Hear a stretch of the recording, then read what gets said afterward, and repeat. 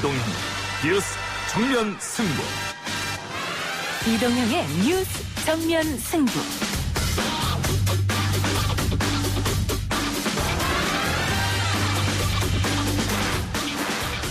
청취자 여러분 안녕하십니까, 이동형입니다. 남북 관계도 코로나도 해결 방안이 잘 보이지 않습니다. 국회도 마찬가지인데요. 21대 국회 원구성 결국 여야 합의는 이루어지지 않았습니다. 민주당은 지금까지 참을 만큼 참았고 할 수 있는 그 이상을 다 했습니다. 통합당은 법사위를 운운할 자격도 견제할 염치도 없습니다. 민주당은 이제 갈 길을 가겠습니다. 우리 미래통합당은 무리한 요구를 한 적이 없습니다. 민주당은 오늘 의회 독재, 일당 독재의 문을 활짝 열어젖히려고 합니다. 갈 길을 갈 테니 목리를 그만 부리라는 더불어민주당은 잠시 후 의총을 열고 6시 다시 여는 본회의에서 법사위원장을 비롯한 상임위 구성을 강행할 의사를 내비쳤습니다.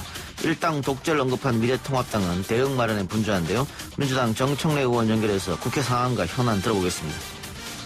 합의와 선언도 휴지장처럼 만드는 사람들이 아무리 기름 발린 말을 한들 누가 고지 듣겠습니까? 이제부터 흘러가는 시간들은 남조선 당국에 있어서 참으로 후회스럽고 괴로울 것이다. 6.15 선언은 변함없는 남북관계의 나침반입니다. 남북관계가 방향을 잃으라는 지금 6.15 정신을 다시 기억해야 합니다. 오늘 6.15 남북 공동선언을 한 지 20주년이 되는 날입니다.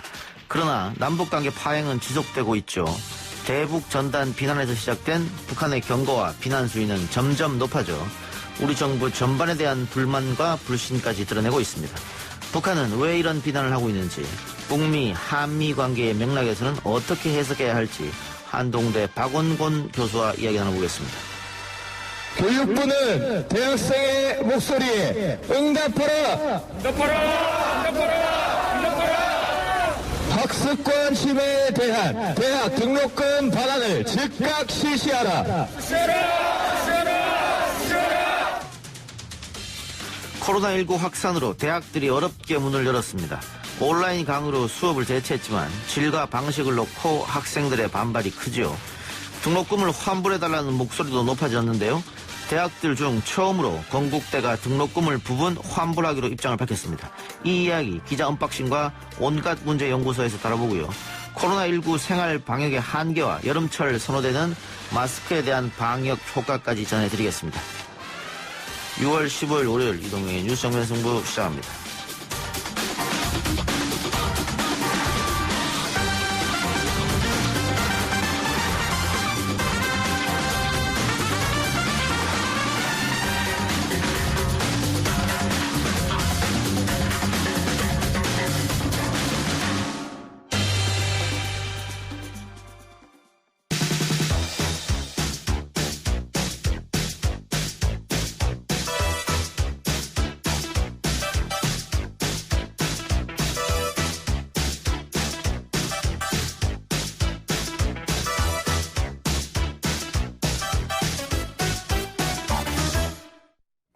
이동형의 뉴스 정면 승부 청래당. 오늘은 전화로 만나보겠습니다. 정청래 의원 나왔습니다. 의원님 나와 계십니까? 네, 안녕하십니까. 국회 특파원 정청래입니다. 예, 오늘 출연이 예정돼 있었습니다만 지금 갑자기 의총이 잡혔죠? 의총이 원래 1시 반에 잡혔었는데요. 예. 5시 반으로 미뤄져가지고 오늘 스튜디오에 못 나가서 죄송합니다. 예, 5시 반에 의총이고 6시부터 본회의를 연다고 하는데 맞습니까? 네, 맞습니다. 본회의 열게 되면은 그러면은 민주당이 이야기했던 뭐 지금 여러 가지 상임위원부터 해갖고 표결로 시작되는 겁니까? 어떻게 되는 겁니까? 그렇습니다. 현재는 국회의장께서 법사위, 기재위, 산업통상위, 외통위, 보건복지위, 국방위 등 6개 상임위원장만 우선 선출하겠다. 예. 이렇게 지금 공고된 상태입니다. 예. 그럼 그 이후의 절차는 어떻게 되는 겁니까? 6개 우선하고 다시 협상을 하는 겁니까? 이 6개가요, 저희가 보통 협상을 낸 게 11개인데, 그 중에 6개를 우선 선출하는데, 예. 그러면 저희 의총에서, 예를 들면 법사위원장은 누구, 기재위원장은 누구, 그러면, 가서 저희가 이제 이름을 써서 예. 투표를 하게 됩니다. 예. 아니, 그 이후에 제가 말씀드린 것은 지금 뭐 11대 7 이렇게 된다는 얘기가 있지 않습니까? 뭐 7개 네네. 상임위원장을 제시는 했습니다만 통합당이 받지 않겠다고 했는데 그러면 네. 오늘 6개 하고 조금 있다가 5개 더해서 민주당 11개를 하고 나머지 7개를 미래통합당한테 주는 건지 아니면 18대 0이 되는 건지 이걸 여쭤보는 겁니다. 그러니까 오늘 6개를 한번 해보고요. 예. 그다음에 상황을 좀 더 봐야 될 것 같습니다. 상황을 좀 더 보고 협상 가능성은 아직 남아있다 이 말씀입니까? 네, 그렇습니다. 네. 예, 근데 통합당은 법사위원장 자리를 주지 않으면 하나도 받지 않겠다. 강경한 계속 입장인 것 같아요. 강경한 이유를 제가 짐작하건대 예. 본회의에서도 과반수가 안 되고 예. 상임이라든가 각종 특위, 인사청문회 등에서 미래통합당이 과반이 안 되지 않습니까? 예.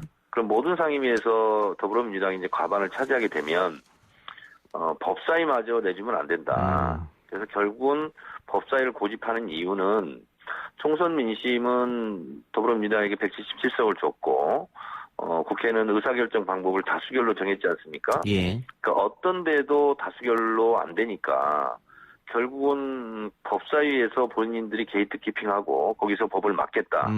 이런 의도밖에 저는 해석할 수가 없습니다. 예. 그래서 11대 7 이야기 나왔습니다만 민주당 지지자들은 왜 11대 7을 하냐. 특히 예결위 국토위를 왜 미래통합당에 주느냐. 오히려 반발하고 있는 것 같아요. 지지자들이 그렇게 말씀하시는 것은 이해가 가고요. 예. 근데 저희가 끝내는 최종적으로 안 되면 결국은 본인들이 상임위를 다 안 갖겠다 이런 얘기도 지금 나오고 있거든요. 예. 그렇다면 뭐 할 수 없죠. 예. 표결을 해서 18대 0으로 갈 수밖에 없죠. 미래통합당이 계속해서 제안을 받지 않으면 결국은 표결로 밖에 할 수 없지 않느냐 이 말씀이네요. 네, 그렇습니다. 방법이 없지 않습니까? 합의가 예. 안 되고 협의가 안 되면 예. 그렇다고 국회를 마냥 이렇게 문 닫아놓고 일을 안 할 수는 없고 또 3차 추경도 지금 처리해야 되는데 예. 언제까지 이걸 미룰 수는 없죠. 그 미래통합당이 거기에 또 반발해서 뭐 장애투쟁이라든가 보이콧이라든가 이렇게 하면 어떻게 하겠습니까? 그건 뭐 야당이 선택한 것에 대해서 저희가 어떻게 하지 마라 할 수는 없는 일 아니겠어요? 예. 또 본인들이 정치적 판단과 선택을 하시겠죠. 예, 근데 국회 표결로 가게 되면 결국은 민주당도 상당히 부담스러울 것 같긴 한데요. 뭐 아름다운 모양새는 아닐 수 있으나, 예. 그런데 무작정 기다리고 일 안 하고 양보만 할 수는 없는 일 아니겠어요? 제 개인적인 생각입니다만, 어쨌든 협상이 안 되면 결국은 총선 민의가 더불어민주당이 힘을 갖고 일을 해라. 그래서 예. 과반 의석을 주셨기 때문에 국민의 명령을 따라야 된다고 생각합니다. 지금 6시까지 한 40분 남았는데 그 사이에 극적 타결될 가능성은 없을까요? 그럴 가능성은 없어 보입니다. 예, 알겠습니다. 네. 국회 파행에 뭐 될 가능성도 있고 아니면 극적으로 또 며칠 있다 합의할 수도 있으니까 조금 지켜보고요. 네네. 자, 원구성 얘기는 그 정도로 하고 21대 1호 법안으로 언론개혁 문제를 정 의원님이 들고 나왔습니다. 네. 허위 보도나 가짜 뉴스로 인한 피해에 최대 3배의 손해배상을 청구할 수 있는 개정안 갖고 나오셨는데 보수 언론에서는 이게 여당이 언론의 재갈 물리기를 시도한다. 또 뭐 여러 가지 문제점을 지적하고 있습니다. 어떻게 보고 계세요? 언론의 재갈을 물리려는 게 아니라요. 허위 보도 가짜 뉴스의 재갈을 물리려고 하는 거예요. 예. 그러니까 반발할 이유가 전혀 없고요. 예. 허위 보도 가짜 뉴스를 하지 않으면 뭐 어떤 법의 저촉도 없거든요. 예. 그래서 어떤 논점이나 주장, 의견 이런 걸 가지고 만약에 그걸 못하게 하는 법을 만든다면 그 표현의 자유를 억압한다. 그 말이 맞지만 아니 가짜뉴스 허위 보도를 하지 말아라. 하게 되면 3배 이상으로 벌금을 물린다. 그럼 안 하면 되지 않습니까? 예. 의견 제시나 정책 비판 이건 얼마든지 하더라도 가짜 뉴스는 안 된다 이 말씀이지 않습니까? 그렇습니다. 그런데 이 법이 제정되면 표현의 자유 자체가 위축되지 않겠느냐 뭐 이런 이야기도 있어요. 그러니까 이 법은 악의적으로 허위 사실임을 알고 일부러 고의적으로 하는 경우를 얘기하는 거거든요. 예. 그러니까 예를 들면 이런 거예요. 2004년도에 만두소 파동이 있었거든요. 예. 그래서 도하 언론이 한두 달 가까이 막 전폭적인 맹폭을 했는데 예. 나중에는 만두소가 아무 문제가 없었어요. 예. 그래서 만두 유통업자들이 다 도산하고 또 만두소 사장은 한강에 투신자살까지 했거든요. 예. 근데 아무 문제가 없고 보도가 잘못된 거잖아요. 허위 예. 보도 가짜뉴스 아니었습니까? 예. 거기에 사과한 언론이 하나도 없어요. 그에 대한 책임을 지는 언론도 없었고. 책임을 지는 언론도 없고 미안해하는 언론도 없었거든요. 예. 그거는 범죄 행위 아닙니까? 예. 그래서 언론 보도는 다 그게 선이 아니잖아요. 예. 범죄일 수도 있잖아요. 예. 근데 그 부분을 가려서 예. 금지를 하겠다 알겠습니다. 이런 것이기 예. 때문에 거기에 대해서 오히려 반대한다면 저는 역으로 그렇게 질문하고 싶어요. 그럼 허위보도 가짜 뉴스를 계속 보도하겠느냐라고 예. 되묻고 싶어요. 예. 그런데 지금 우리나라 법원이 이 언론 보도로 인한 피해에 대해서 위자료를 판결한 거 보니까 가장 많은 퍼센테이지가 500만 원이더라고요. 근데 지금 의원님 세배면은 결국은 1,500만 원 정도밖에 안 되는 거 아니겠어요? 그래서 예, 일부 민주당 지지자들은 정청래 의원이 타협한 거 아니냐, 3배 아니고 30배 이상 해야 되는 거 아니냐 이런 주장도 있습니다. 저도 페이스북에다 그렇게 썼어요. 여러분들 생각처럼 심정적으로는 3배 아니라 30배, 300배라도 하고 싶다. 예. 그렇지만 법이라는 것은 안정성이 있잖아요. 예. 제가 징벌적 손해배상을 적용하고 있는 분야를 찾아보니까 법이 17개가 있더라고요. 예. 환경 분야, 음식물 분야, 이런 분야인데 다 3배 이내로 지금 돼 있어요. 예. 그래서 거기에 지금 언론이 빠져 있는 거거든요. 예. 그래서 징벌적 손해배상은 미국의 경우 피해액이 크고 또 피해를 입는 사람이 너무나 많다. 그래서 반사회적 범죄로 규정하고 있고 그런 경우는 징벌적 손해배상을 하고 있는데 우리도 이미 많이 하고 있죠. 여러 분야에서. 예. 예를 들면 대기업이 중소기업의 기술을 빼앗아 갔다거나 갑질을 한다거나 아니면 대리점에게 갑질해서 피해를 입힌다거나 이런 경우는 3배로 물리게 돼 있어요. 예. 거기에 준해서 낸 겁니다. 그런데 이 법안 지난번에도 의원이 한번 냈었다가 이게 상임위 문턱을 넘지 못했던 경험은 있었지 않습니까? 이번엔 어떻게 될 것 같습니까? 19대 국회 때 냈다가 자동 폐기됐었는데요. 예. 8년 전 얘기겠네요. 예. 근데 그때보다는 지금 이 가짜 뉴스를 처벌해야 된다. 너무 피해가 크다. 그래서 미디어 오늘에서 가짜 뉴스는 징벌적으로 피해 보상을 시켜야 된다. 예. 그게 국민의 81% 여론이거든요. 그래서 8년 전과 지금은 많이 다르다 이렇게 생각합니다. 알겠습니다. 자, 그리고 또 하나 최근에 민주당 지지층 사이에서 논란이 되고 있는 문제인데요. 국무총리실 산하 청년정책조정위원회에 미래통합당 신보라 의원과 민주당 김혜영 최고가 합류한다 이렇게 소식이 알려지면서 민주당 지지자들 사이에서 정세균 총리가 대권 행보를 하느라고 이상한 선임을 했다 이렇게 굉장히 비난하는 목소리가 들리거든요. 그래서 총리실 관계자와 제가 한번 취재를 해봤어요. 예. 그랬더니 정세균 총리는 이 사실을 모르고 있었고 청년정책조정위원 후보군을 이제 추리는 과정에서 예. 후보에 넣어도 되겠냐고 의사를 물어봤나 봅니다. 예. 그 과정에서 그게 이제 밖으로 유출이 된 것 같고 그래서 제가 알고 있기로는 두 사람 다 안 되는 걸로 제가 알고 있습니다. 후보가 상당히 많았고 후보군에 넣어도 되냐 이렇게 의사를 물어봤는데 언론에 벌써 임명됐다고 이런 식으로 났다 이 말씀이네요. 그렇습니다. 그래서 그런 가능성이 있는 거 아니냐 그래서 임명될 것 같다 이제 이렇게 좀 와전이 된 것 같은데 총리실 입장에서는 정치인은 아무래도 여러 가지 논란도 있고 그러니까 정치인은 배제하는 걸로 입장을 정리한 걸로 알고 있어서 두 분은 포함이 안 되는 걸로 제가 얘기를 들었습니다. 예. 지난주에 의원님 우리 스튜디오 나왔었을 때 그때도 김여정의 이야기였죠. 네네. 여쭤본 적이 있었는데 그때 의원님 대답이 대화하자는 시그널이다 이렇게 말씀하셨단 말이에요. 그런데 네네. 그 이후로 지금 북한의 도발이라고 할까요? 성명이라 할까요? 비난 수위가 높아지고 있습니다. 네. 남북관계는 분단 이래 긴 호흡으로 좀 봐야 된다라는 차원이고요.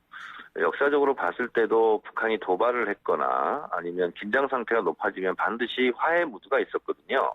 그래서 긴 관점에서 보면 이 상황을 지혜롭게 잘 넘기면 결국은 대화를 갈 수밖에 없다라는 부분을 제가 말씀을 드린 거고 지금 상황은 조금 양상이 다른 것 같아요.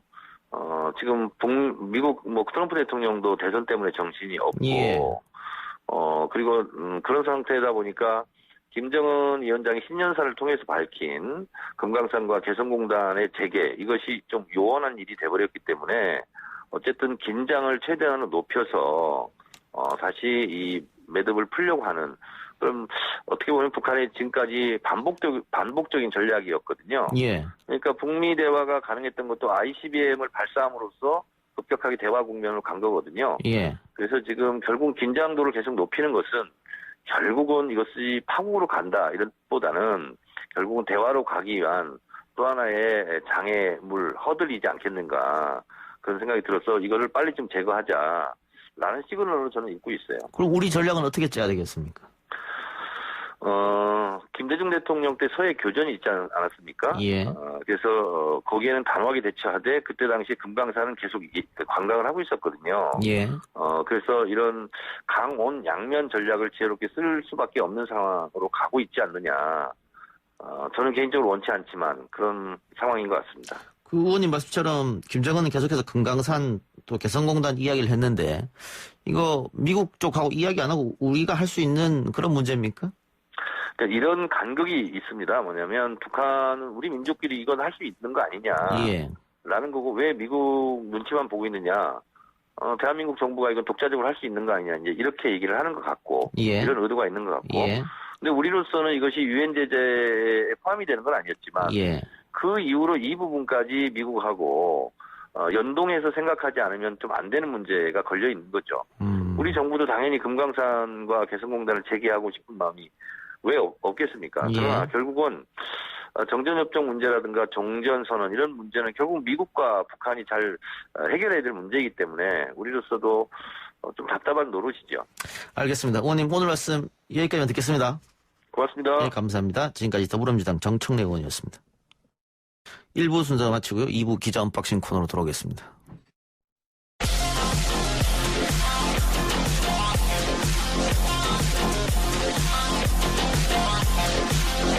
오늘 나온 뉴스들을 언박싱해드리는 기자 언박싱. 오늘은 주간 경향 이한희 기자 나왔습니다. 어서 오십시오. 네, 안녕하세요. 코로나19가 잠잠해질 기미가 보이지 않습니다. 오히려 조금 더 우려되는 상황으로 가는 것 같아요. 네, 롯데 택배 물류센터부터 말씀을 드릴게요. 예. 서울 송파구 소재 롯데 택배 물류센터에서 확진자가 발생했는데요. 이 확진자는 지난 8일부터 10일까지 물류센터에서 근무했던 일용직 직원인 55세 남성입니다. 예. 가족으로부터 감염된 것으로 확인됐고요. 방금 말씀하셨다시피 좀 문제가 되는 게 이곳에서 근무하는 직원 수가 그때 논란이 됐던 쿠팡 물류센터보다 더 많은 것으로 알려졌습니다. 롯데택배는 일단 이 사실을 통보받은 후에 해당 센터의 문을 닫았고요. 확진자와 같은 날 근무했던 159명은 현재 자가격리와 함께 코로나19 검사를 받고 있습니다. 예. 그런데 이 코로나19 추세와 관련해서 국립암센터의 김호란 교수 연구팀의 연구가 주말에 주목을 받았다고 하는데 어떤 내용입니까? 네, 그 연구팀에 따르면 사회적 거리두기의 정도 그리고 시기에 따라서 3가지 시나리오가 나옵니다. 지금과 같이 유지된다면 7월 중순에는 하루 확진자 수가 무려 800명이 넘게 됩니다. 지금 같은 추세면? 네, 지금 같은 추세면 한 달 뒤에는 확진자 수가 800명이 넘게 되고요. 10일 뒤인 6월 25일 확진자 수도 무려 250명에 이른다는 내용입니다. 하지만 이제 거리두기 수위를 높인다면 6월 25일 확진자 수는 절반 정도인 150명 정도로 나타나고요. 7월 중순 확진자 수도 250여 명 수준이 될 것으로 예상했습니다. 이제 보다 더 강력한 거리두기를 빠르게 실행할 경우에 확진자 수는 오히려 지금보다 줄어들게 된다고 연구팀은 봤습니다. 지금 이제 하루 확진자 수가 30명에서 50명 왔다 갔다 하고 있는데요. 더 보다 강력한 거리두기를 시행할 경우에 6월 25일에는 확진자 수가 23명으로 줄어들고 한 달 뒤인 7월 중순에는 4명까지 감소한다는 예측입니다. 그래서 연구팀은 지금 당장 등교 계약을 철회하는 등 고강도 거리두기를 실시해야 된다 이렇게 조언했습니다. 예. 근데 이 코로나19로 대학 등록금 환불 요구가 계속해서 있었지 않습니까? 네. 근데 건국대가 2학기 등록금 감액을 검토하고 있네요. 네, 건국대는 4월부터 대학 본부와 총학생회가 등록금 환불을 논의해 왔는데요. 오늘 다음 학기 등록금 고지서에서 장학금 형식으로 이제 일정 비율을 감면해주는 방식을 고려하고 있다고 밝혔습니다. 명목상으로는 장학금인데 올해 1학기를 다닌 재학생 전체가 대상이어서 사실상 환불 조치라고 볼 수 있습니다. 대학 본부와 총학생회가 이제 금액을 놓고 줄다리기 벌이고 있긴 한데요. 이번 주 안에 결과가 나올 것으로 보이고요. 이 환불이 결정되면 건국대는 코로나19로 인해 침해된 학습권을 보상하는 차원에서 등록금을 감액한 첫 사례가 됩니다. 다른 학교에도 영향을 미칠 수 있을까요? 네, 다른 학교의 학생회에서 지금 많이 요구를 하고 있기 때문에. 근데 학생들이 요구를 합니다만은 안 돌려줘도 법적으로 문제는 없잖아요. 네, 그렇습니다. 그러니까, 하지만 이게 대학 강의라는 게 이제 주로 뭐라고 해야 될까요? 이제 뭐 온라인으로 듣는 게 고등학생들 같은 경우 EBS나 이런 것들이 예. 있지만 대학은 그런 거 없이 예. 완전히 이제 교실 안에서 이루어지는 것이고 또 캠퍼스를 사용하는 비용이라고 생각하기 때문에 네, 좀 논의가 돼야 될 것 같습니다. 유치원은 돌려받을 수 없을까요? 네.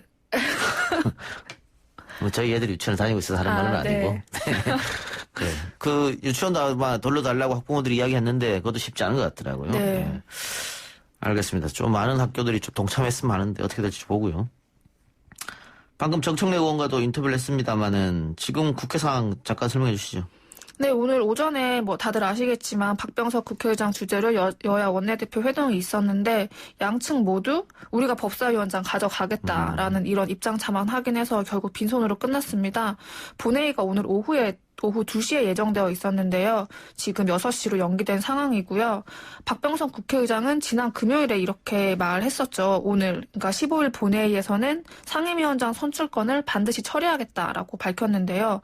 오늘도 민주당과 통합당 초선 의원들이 이제 그 국회의장 항의 방문을 했습니다. 이 자리에서 양쪽을 다 만족시킬 만한 안은 없다. 선택만 남았다면서 오늘 반드시 처리하겠다는 입장을 다시 밝혔습니다. 예.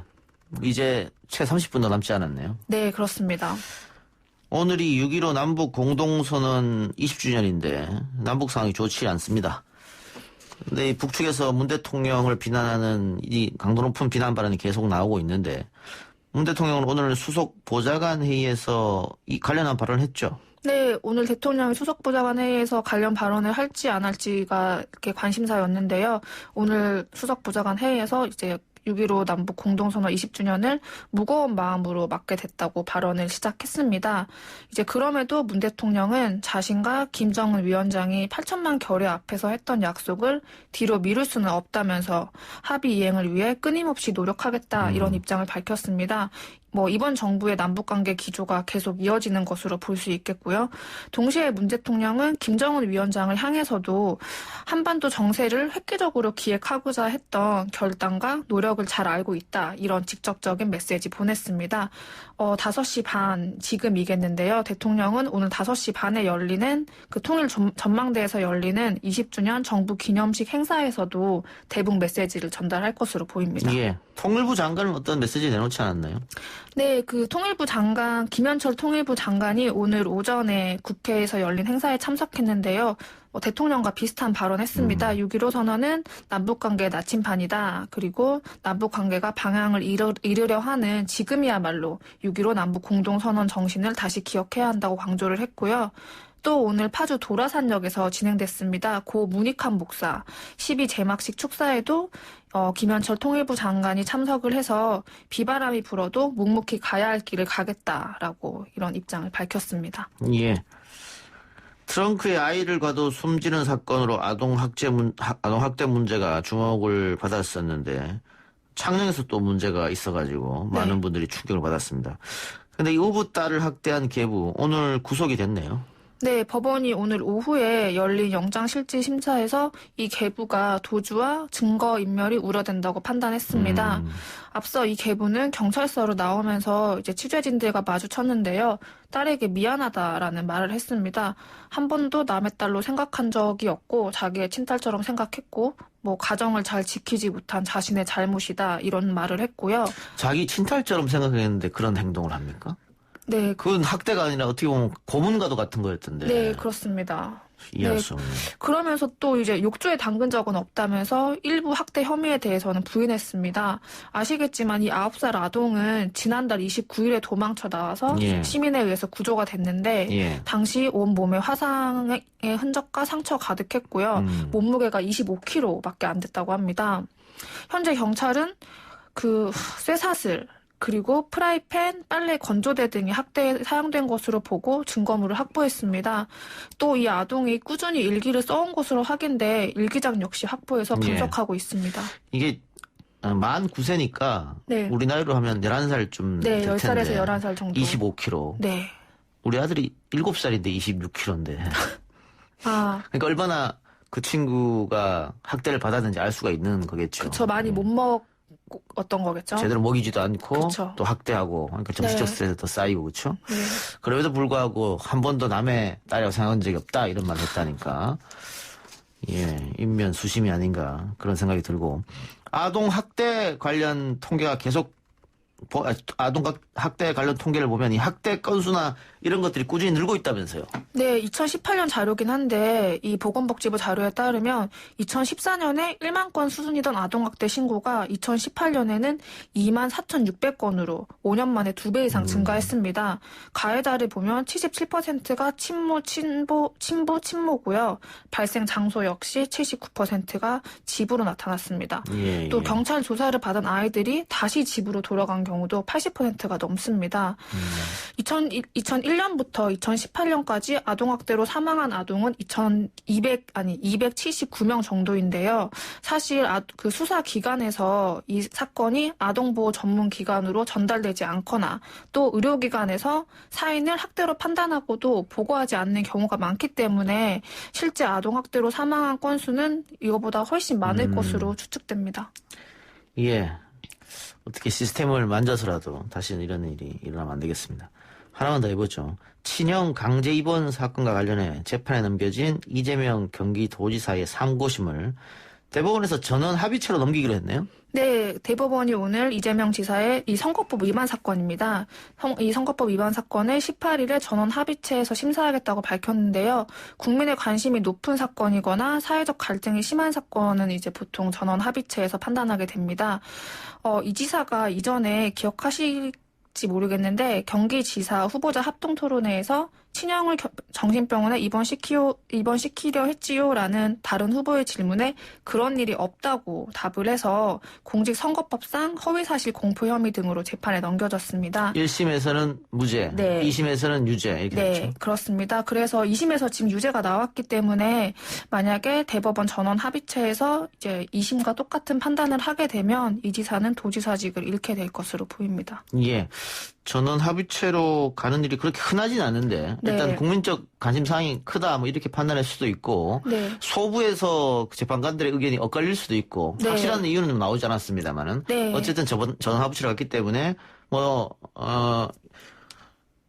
이게 다수결로 가게 되면은 또 소수 의견이 나올 수도 있고. 네, 전원 합의체에 가게 되면 아무래도 의견도 다양하게 나오고 또 이제 기존의 대법원과 달리 총 12명의 대법관이 참여하기 때문에 네, 좀 많은 얘기가 나올 것 같습니다. 알겠습니다. 결과는 지켜보도록 하겠습니다. 지금까지 기자 언박싱 주간경향 이한희 기자였습니다. 네, 감사합니다.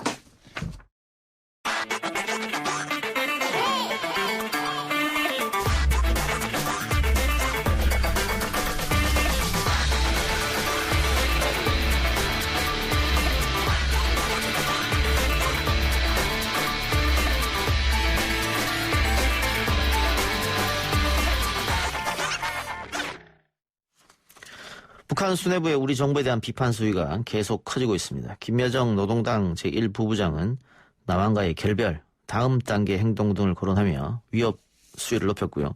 장금철 당 통일전선부장은 대북 전단에 대한 조치 입장을 낸 청와대 NSC 회의를 의심하고 폄하했습니다. 어떻게든 이번 정부 출범 현재까지 이어져온 남북 관계는 변화가 필요할 것처럼 보입니다. 북한의 의도가 정확히 무엇인지 그리고 하노이 이후에 멈춰있는 남북미의 대화 채널과 아젠다를 어떻게 가져가야 할지 한동대 국제지역학 박원권 교수와 이야기 나눠보겠습니다. 교수님. 예, 안녕하세요. 예, 연일 북한의 비난과 직접 군사행동 경고가 들려오는데 다양한 채널로 다양한 사람들이 이야기하고 있는 것 같습니다. 다음 단계 행동, 군부에 맡기겠다 이런 말까지 나오고 있는데 우려할 수준의 경고라고 보십니까? 어떻습니까? 예, 우려할 수준이죠. 예. 특히 6월 4일 날 김여정 제1부부장 담화로 시작해서 13일 김여정 다시 담화로 방점을 찍었다라고 생각을 하는데요. 예. 13일 담화 이미 많이 보도가 됐습니다만 너무 명확하게 다음 북한의 계획은 군사적인 행동이다라고 얘기를 했고요. 노동신문 오늘자, 그러니까 6.15 오늘이 20주년 아닙니까? 예. 6.15 20주년에 지금 노동신문에 난 내용을 보면 거기에 똑같은 얘기가 다시 한번 반복이 됩니다. 그 다음 대적 행사권은 우리 군대에 위임할 것이다. 현재로서는 북한의 군사적인 행동으로 이어질 가능성을 배제할 수는 없다라고 생각합니다. 예. 그런데 그 북미 관계도 지난번 돌이켜보면 곧 핵을 쏠 것처럼 뭐 누가 더 큰 단추, 더 많은 단추를 가지고 있다 이야기하다가 갑작스럽게 좋아졌단 말이죠. 예. 그래서 이번에도 북한이 뭔가 전략적으로 얻어내려고 이러는 게 아닌가라고 이야기하는 분들도 계세요. 네, 그때랑의 차이는 그 당시에 북한의 그런 미국에 대한 비판은 대외 통신으로만 나갔고요. 예. 북한 국내의 그 주민들한테는 이해가 안 됐습니다. 이번에 제가 우려를 하는 게 이게 6월 4일 아까 말씀드린 김여정 담화가 노동신문에 실렸거든요. 예. 그리고 13일에 담화도 실렸고, 그리고 북한의 대외 매체에서 나온 것조차도 지금 노동신문에 계속 실려서 나가는 거기 때문에 북한 주민들이 이걸 다 보죠. 그렇기 때문에 어떤 형태로든지 북한이 매듭을 지어야 되는 것은 맞습니다. 한 가지 그 북한의 도발의 가능성에 대해서는 사실은 북한이 이렇게 공개적으로 얘기를 하고 도발을 한 적은 없죠. 예. 그러니까 늘 여태까지 도발이라는 거 우리 한국한테 했던 걸 보면 기습적인 도발이거든요. 예. 이번에는 도발을 하다 믿어달라는 식으로 계속 얘기를 하는 거는 일종의 보여주기식이 될 가능성이 좀 있지 않을까. 뭐 그렇게 조심스럽게 좀 판단을 해봅니다. 그래서 우려스럽다 이런 말씀이네요. 그럼요. 어쨌든 예. 도발은 도발이니까요. 예. 그런데 교수님 말씀처럼 6월 4일 날 김여정 부부장이 탈북자 삐라 방치한다면 최악의 국면까지 내다봐야 한다. 이렇게 해서 시작된 거지 않습니까? 예. 근데 그 이후에 우리 정부 또 민주당에서 대북전단 못 나가게 하겠다. 법을 만들겠다. 강력하게 대처하겠다. 이런 안을 계속 내놨음에도 불구하고 북한이 우리한테 하는 발언들이 사그러들지 않고 더 강하게 나온단 말이죠. 이건 어떻게 봐야 될까요? 그래서 지금 뭐 저를 비롯해서 많은 사람들이 얘기하는 게 북한의 대북 전달 사포 문제 제기는 한 번 더 긴장 조성을 위한 일종의 수단이었다. 지금 정확히 말씀하신 게 김여정 4일 담화에서 얘기를 하자마자 4시간 반 만에 우리 한국통일부가 전달 사포 금지 조치 발표를 했지 않습니까? 예. 그랬는데도 9일 북한이 대남 사업을 철저히 대적 사업, 적대 사업으로 전환하겠다라고 얘기를 했고요. 예. 또 우리 11일 날 우리가 급을 확실히 높여서 국가안전보장에 NSC에서 다시 한번 확인하지 않았습니까? 예. 그런데도 13일 담화를 통해서 이 군사 도발을 하겠다. 이렇게 되면 한국의 요구 수용 여부와 상관없이 북한은 처음부터 이런 극적인 긴장 조성을 계획했던 것으로 볼 수가 있겠죠. 예. 일각에서는 그 북한의 경제 위기 또 코로나 상황 이러면서 체제 결속 때문에 이러는 건 아니냐 하면서 김정은 위원장의 뭐 위기설 뭐 이런까지 얘기가 나오는데 그건 어떻게 보십니까? 뭐 북한 내부 상황은 우리가 정확히 알기는 힘들죠. 지난번 김정은 위원장 그 자맹 때도 우리가 많이 틀렸고요. 근데 한 가지 확실한 것은 북한의 초조함은 일킵니다. 지금 얘기 나눈 것처럼 4일날 시작했는데 9일 만에 어떨 때는 하루에 2번씩 이런 담화가 나온 거는 흔한 일은 결코 아니거든요. 예. 그리고 더불어서 저는 뭐 체제의 이런 결속을 위한 것도 분명히 있다고 보입니다. 처음부터 북한 그 주민들한테 이것을 공개를 했고요. 지금 대규모 군중 집회가 북한에서 계속 열리고 있지 않습니까? 예. 딱 대상으로 하는 것이 남한 정부와 탈북자입니다. 그러니까 예. 이게 북한 당국이 어려움에 부딪힐 때마다 활용하는 이 타도 대상을 선정하는 그런 형태가 지금 다시 보이고 있는 것이죠. 예. 북미 관계가 멈춰 있기 때문에 그 북미 관계를 개선하려는데 그것을 지금의 우리를 공격하면서 지렛대로 삼으려고 한다. 이런 분석도 있어요. 뭐 그것도 저도 동의를 합니다. 야하. 이 미국을 겨냥했다라는 생각을 지울 수 없는 게요. 이 처음 북한의 담화가 발표되자마자 미국이 실망스럽다라는 국무부의 한 줄짜리 반응이 나왔는데 그 예. 반응이 나오자마자 북한이 연속으로 비난 성명을 계속 발표를 했거든요. 예. 마치 준비됐다라는 준비하고 있었다라는 식이고요. 그리고 전반적으로 배경으로 보더라도 북한이 작년 12월에 그 이른바 정면 돌파 노선을 선포를 했는데 코로나19로 지금 차질이 빚었다라고 알려지고 있습니다. 코로나19로 북한의 경제가 매우 어렵죠. 뭐 지난 5월 달에 우리 국정원이 국회 보고에서도 심지어는 평양에서도 뭐 사재기가 있다라고 얘기를 하니까요. 그러니까 이런 상황에서 나름대로 시간표를 좀 빨리 돌려야 되는데 자력갱생으로 버틸 수가 없으니까. 근데 지금 미국은 상황을 잘 아시다시피 코로나19 인종 문제로 트럼프 대통령이 정신이 하나도 없지 않습니까? 예, 예. 그러니까 일단은 일종의 약한 고리인 한국을 먼저 이렇게 압박을 해서 결국 최종 목표는 미국이지 않을까 뭐 그런 분석도 가능하다고 생각합니다. 그런데 말씀하신 것처럼 트럼프는 지금 대선 때까지 정신이 없는 상황이고 네. 혹시라도 정권이 교체되면은 또 처음부터 다시 대화를 시작해야 될 텐데 네. 그런 것도 다 감안하지 않을까요?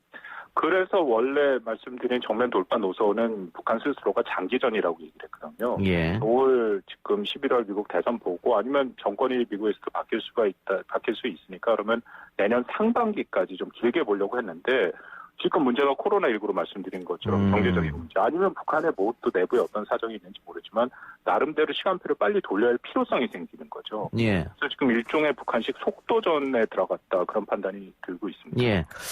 그 트럼프가 어쨌든 여론조사 결과는 지금 좋지 않은 상황이지 않습니까? 이게 대선 직전에 마지막에 북한 카드를 활용할 가능성은 없을까요? 글쎄, 그건 쉽지는 않을 겁니다. 예. 그 보여주기식 회담이나 그러니까 예를 들어서 북한이 뭔가 양보를 하면은 트럼프는 자기 외교 업적으로 삼으려고 하겠지만 예. 일단 지금 트럼프의 기본 입장은 올 11월까지 북한이 호재가 되지는 걸 기대하지 않고 악재가 되는 것을 막는 거거든요. 그 의미는 트럼프가 스스로 말한 레드라인 금지선을 북한이 넘지 않도록 하는 수준에서 관리를 하겠다라는 건데 예. 지금 뭐 이번에 나온 담화들 중에 보면 리성권의 담화는 틀림없이 그런 문제를 제기합니다.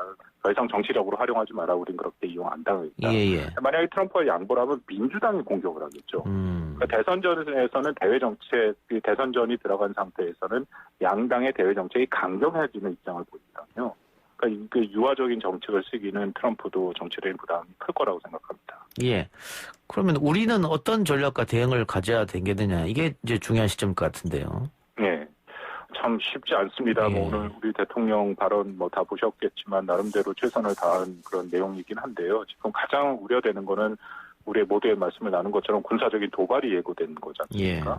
그럼 일단 가장 중요한 것은 어떻게든지 북한의 군사적인 도발이 하지 못하도록 해야겠죠. 더불어서 군사적인 도발이 혹시라도 있을 그런 상황까지도 우리가 대비를 해서 일단 그런 조치를 좀 취해야 되는데 2013년에 한국과 미국이 서명한 국지도발 대비계획이라는 게 있습니다. 예. 그런 것들을 지금 한미가 좀 제대로 군당부에서 확인할 필요는 있고요.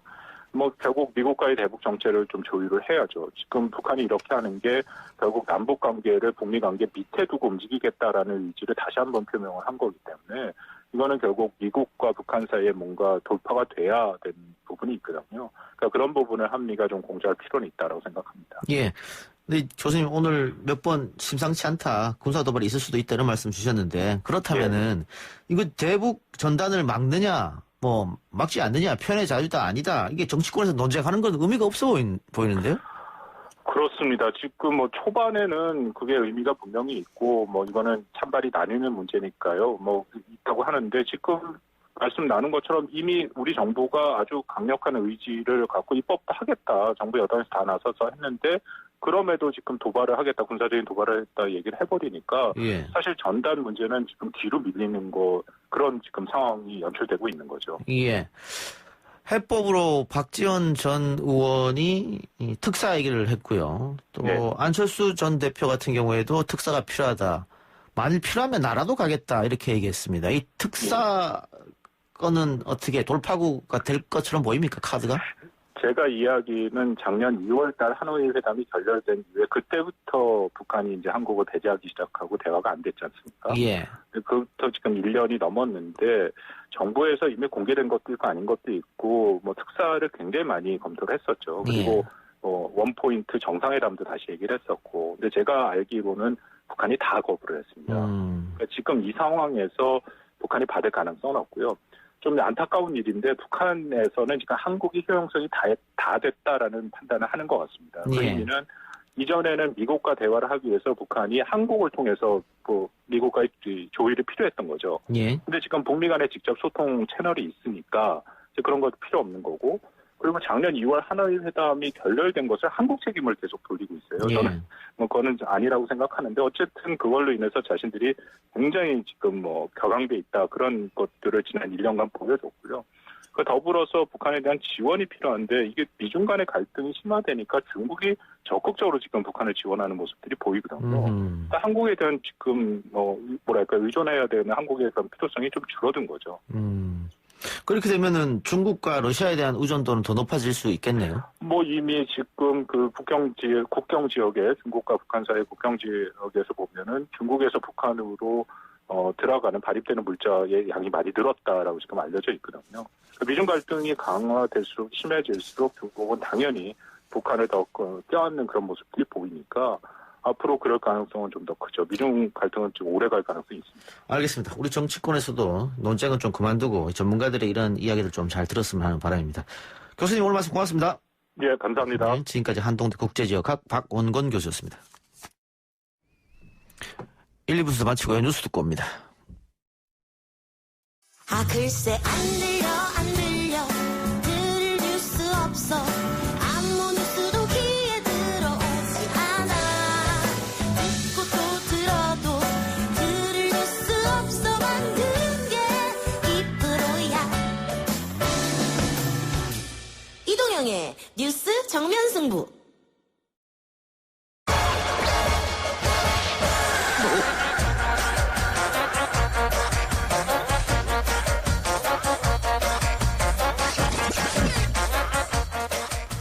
YTN 라디오 이동의 뉴스 정면 승부 3부 시작합니다. 3부는 온갖 문제 연구소 시간입니다. 통제되지 않는 집단지성으로 우리를 둘러싼 온갖 문제의 실마리를 풀어봅니다. 충격적 구상권 김기태 미국 변호사 그리고 이 시간이 최고의 컨디션 최영일 시사평론가 최컨 압도적 토크 잠재력 국립암센터의 가정학과 명성건 교수 나왔습니다. 어서 네, 오십시오. 안녕하세요. 네, 김기태입니다. 네. 근데 우리 온갖 문제 연구소가 이 갓이 신이란 뜻은 아니죠? 온갖. 아, 죄송합니다. 넘어가도록 하겠습니다. 갓김치의 갓 아니에요? 먹는 거? 아니요. 너무 멀리 나가셨습니다. 그냥 제가 그냥. 예. 죄송합니다. 제가 먼저 시작해서. 예. 자, 명승건 박사는 병원뿐만 아니고 지금 뭐 뉴미디어 열심히 하고 계시죠? 네. 제가 그 지승호 명승건의 박스 앤 인터뷰쇼라고 유튜브 그리고 팟캐스트에서 지금 계속 하고 있습니다. 한 2달 됐는데 환자가 아니고 구독자가 안 늘어요. 구독자가. 미치겠습니다, 진짜. 구독자가 우리 저 이동영 작가가 많이 도와줘야 되는데. 구독자 지금 얼마나 되는데요? 지금 뭐 유튜브는 한 30명. 오, 그래요? 네. 제 유튜브 채널에 한번 출연해 주십시오. 예, 감사합니다. 네, 제가 그 바람과 함께 사라지다라고 제가 하고 있으니까. 그거는 지금 구독자 수가 몇 명입니까? 네. 그게 흑백 인종차별 영화 아닙니까? 바람과 함께 사라지다. 사라지다. 사라지다가 아니라 그 유튜브 구독자 수는 몇 명입니까? 48만 명. 우와. 제 건 아니지만, 네. 제 건 아니에요? 네. 놀랬네. 오시면 한 6천 찍으니까. 감사합니다. 네. 그러네요. 거기 가면 되겠네요. 네, 출연하시면 한 1,000 정도 올라가실 거예요. 근데 권한이 있습니까? 제가 다 알아서 합니다. 그렇군요. 네, 출연진부터 해가지고. 사주구나, 사주. 네, 그리고, 이번 주에 만난 사람들, 김기태가 만난 사람들 그 코너에 나오시면 될 것 같습니다. 근데 왜 그 얘기를 지금까지 안 하셨어요? 제가 했었는데. 그래요? 우리 단톡방에 올렸었는데요. 우리 최 평론가님도 무슨 프로그램에서 불러준다 그러면서 벌써 2달째. 한 번 왔다 갔잖아요. 저는 그냥 살짝 왔다 갔잖아요. 정식으로 좀 불러주세요. 메인 게스트로. 네. 좋아요. 네, 감사합니다. 아무튼 이게 유명 셀럽들이나 유명인들 초대해서 방송에서는 들을 수 없었던 그런 얘기를 듣는 것입니다. 지금까지 한 10분 정도 왔다 가셨습니다. 예. 지금 속보가 6개 상임위원장안이 선출됐다고 하는데 조금 더 자세한 내용이 나오면은 알려드리려고 하고요. 그래야죠. 법사위는 윤호중 의원이 일단 추천된 걸로 나왔습니다. 그리고 기재위는 윤우덕 의원 이렇게 좀 더 자세한 얘기가 나오면 알려드리고요. 앞서 2부 기자 언박싱에서 잠시 짚어본 내용입니다. 건국대학교의 등록금 환불 계획. 그 전국에 있는 대학생들이 코로나 때문에 우리가 수업을 받지도 못하는데 이 어마어마한 등록금을 내는 게 과연 맞느냐. 네네. 돌려달라. 맞아요. 예. 상식적으로 그게 맞는 것 같고. 그렇죠. 다만 법적으로 돌려줄 필요는 없고.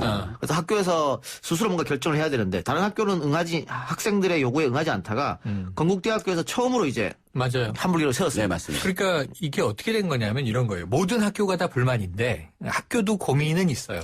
뭐냐면 그럼 한 학기 등록금 중에 얼마를 돌려줘야 되나 이 기준을 설정하기가 애매한 거죠. 왜냐하면 학생들에게 학점은 나갔고 성적평가는 됐고 그럼 이 학생들이 한 학기를 쉰 건 아닌데 문제는 학생들의 주장은 이게 온라인 강의를 들었는데 오프라인 강의보단 질적으로 떨어진다.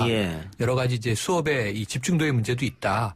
그래서 결국은 이제 완벽한 수업이 아니었다. 그럼 환불에 이제 권리가 있는 거 아니냐. 그렇죠. 근데 다른 대학은 응하지 않았는데 건국대가 성실하게 응했어요. 총학생회가 한 4,000명 학생들의 결의를 모아서 학교 측과 협상을 했는데 8차 회의까지 진행한 결과 건국대가 결단을 내렸습니다. 방식은 뭐냐면요. 일정한 비율로 이번 1학기 재학생들 15,000명쯤 된다고 해요. 다음 학기 등록금에서 그만큼을 감면하는 방식으로. 얼만큼이죠? 그건 아직 금액은 확정되지 않았어요. 금액은. 그건 이제 학교가 전액은 고민을 아니겠죠, 하고 있겠죠. 네. 전액은 결코 아니고 일부 비율을 일괄적으로 감면해 주는 방식으로 타결이 됐다. 네. 이게 이제 오늘 보도가 되면서 다른 대학들의 고심이 깊어지고 있습니다. 예. 최영일 평론가도 사이버 대학에서 강의를 하지 않습니까? 네, 그럼요. 예. 근데 사이버 대학은 이 비대면 강의를 계속 해왔던 곳이고. 사이버 대학은요, 3월 2일에 정확히 개강을 해서 지금 6월 21일로 성적 처리가 끝납니다. 코로나19에 아무런 타격을 받지 않았어요. 저도 그 국제암대학원대학교 강의를 한 학기 동안 했는데요. 저희도 다음 주에 마지막인데 저희는 한 3, 4주 전부터는 대면 강의를 합니다. 마스크 다 쓰고 착용하고 거리 유지하고 그래서 큰 문제는 없었고. 근데 참고로 제가 그 서울대 그 교양 과목 인간생명과학개론이라는 과목이 있는데 거기에 1시간짜리 특강을 지난주에 했어요. 여전히 그 비대면으로 네, 카메라 앞에서. 줌 그렇죠. 화상 강의를 했는데 하고 보니까 그런 생각이 들더라고요. 등록금을 과연 우리 학생들에게 주는 게 맞는 건지. 왜냐면 생각해 보니까 저는 교수로서 강의를 1시간 동안 열심히 준비해서 한 건 맞거든요. 그리고 학생들의 입장에서 봤을 때는 교통비 안 들고 집에서 편안하게 수업을 들었다. 이런 측면을 봤을 때 과연 이걸 얼마를 그 학교에서 환불해 주는데 이 부분이 그렇죠. 참 이게 문제. 애매할 것 같아요. 아니, 애매하다는 얘기지 제가. 네, 제가 보기에는 그 학생들의 요구는 당연히 정당하다고 보고요. 그게 이제 법으로 뭐 환불이 가능하냐 안 가능냐를 떠나서 어차피 등록금에 책정된 그 금액 그 예산에는 학교 시설도 이용하고 그렇죠. 뭐 그다음 질 좋은 교육도 받고 실습도 하고 여러 가지가 포함된 이제 등록금의 그 금액이기 때문에 산정한 거기 때문에 당연히 맞고요. 근데 이제 보시면 전국 사립대학교가 가지고 있는 적립금이 한 10조 정도 됩니다. 네, 그래서 그 적립금을 좀 합당한 학교 측과 학생들하고 잘 협의를 해서 그 적립금에서 환불도 해줘도 되고요. 그 다음에 제가 생각하기에는 대학하고 학생들이 잘 협의해서 제 생각에는 한 달 정도치의 등록금을 돌려주는 게 합당하지 않나라는 생각을 하고 그 다음에 다른 학교에 미친 영향은 엄청나게 심대할 거라고 생각을 하고 미국 같은 경우는요. 지금 오하이오에 있는 유니버시티 오브 데이트라는 로스쿨에서는 이미 학생들의 수백만 달러를 환불해 줬고요. 교수들도 그 월급이 깎였어요. 네. 근데 제 생각에는 오히려 이 비대면 수업을 함에 있어서 교수님들이 더 많은 노력을 하고 더 많은 자료를 만들고 그리고 익숙하지도 않은 온라인 수업을 하는 데 드는 시간이 엄청나게 많아요. 특히 시간 강사분들도. 따라서 시간 강사분들이나 교수님의 월급이 깎이지 않는 선에서 합의를 좀 봤으면 지금 좋겠다는 그 생각이 말씀이 듭니다. 중요한 대목인데 이 전국에 사이버 대학교가 많아요. 그러니까 온라인으로 이 강의를 하려면 자료를 많이 만들어요. 영상, 화면 보여주면서 그리고 이제 동영상 강의는 방학 때 다 찍어놓고 영상이 돌아가는 주차마다 게시판으로 학생들과 소통을 하는데 실시간 소통하죠. 생각해 보세요. 이 교수와 눈을 마주치고 질문하는 학생들과 게시판에다 글을 쏟아내는 학생들은 공격성이 달라요. 그렇죠. 교수들은 그걸 다 답해주면서 대응을 해야 돼요. 그런 걸 보면 사이버대가 만만치 않은 품이 드는데 사이버대 등록금은 일반 오프라인 대학보다 4분의 1 이하로 쌉니다. 맞습니다. 그러면은 당연히 강사나 교수도 월급이 짜죠. 그래 왔어요 지금까지. 근데 이걸 이제 교수들이 깨달은 거야. 비대면 학습이 더 힘든데 나 월급 더 받아야 되는 거 아니야? 그동안 사이버대는 이렇게 20년을 해왔다고요. 그럼 깨달은 대로 실천해 주세요. 근데 이제 논란이 되는 거는 그걸 일괄적으로 퍼센트를 각 단과대학별로 그 과의 특성이나 이런 걸 고려하지 않고 일괄적으로 깎을지 이 부분도 좀 이슈가 되겠네요. 왜냐하면 실험하는 화학과 같은 학생 같은 경우 엄청나게 기자재들이 많으니까 그런 것들이 수업료나 뭐 등록금에 포함됐을 텐데 아마 근데 그런 비율들이 어느 정도 좀 합리적인 수준에서 그 조정이 좀 돼야 될 것 같습니다. 각 과마다 등록금도 다르기 때문에 그 실습 위주로 가는 과는 훨씬 더 등록금에 또 이제 환불 그렇죠. 그 금액이 예. 당연히 늘어나야 돼요. 다 만족하기는 어렵다. 네. 학과마다 등록금도 다르거든요. 맞아요. 그러니까 맞아요. 인문사회 계열보다는 뭐 이과가 이과보다는 비싸죠. 예체능이 더 비싸단 말이에요.